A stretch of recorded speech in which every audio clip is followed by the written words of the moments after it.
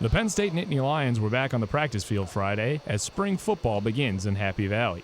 After an impressive showing in the Outback Bowl and a now healthy Joe Paterno back on the sidelines, the Lions are ready to take the momentum from the bowl win and build on it. It gives you a lot of momentum coming into the offseason. So, I mean, you get a big win off a good team like that. I mean, you go into the offseason with a lot of momentum, a lot of confidence. Though confidence is high for the Lions, there are still numerous questions to be answered.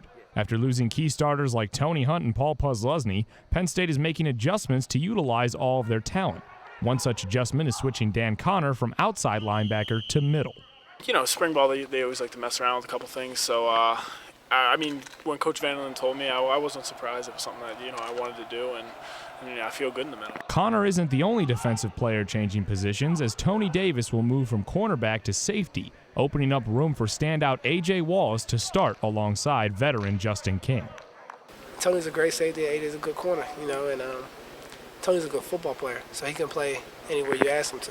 He's big enough to play safety, he's quick enough to play corner, so in order to get, more speed on the field or whatever they're trying to do, you got to do what you got to do. While having some players switch positions may aid in making up for the losses on the defensive side, offensively the Lions must replace grinded-out running back Tony Hunt. Several of the Lions see potential in his possible successors, Austin Scott and Rodney Kinlaw. Austin and Rodney and some of the young guys, they're doing great. They're picking up right where Tony left off.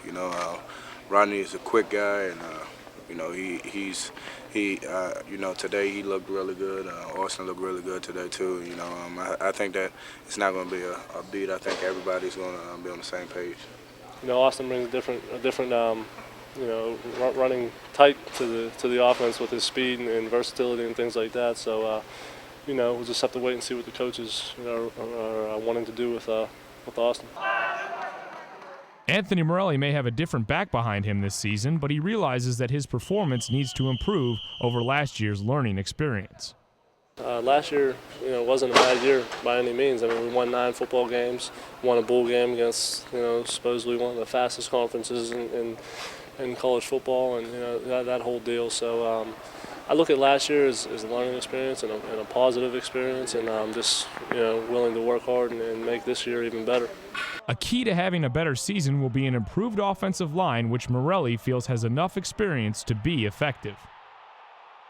Well, I think we're going to be fine. I mean, the whole right side's back, AQ's back, and then, Gerald Cadogan, who played in a few games last year, has some experience under his belt, and he's probably going to be on the left tackle, filling in for Levi.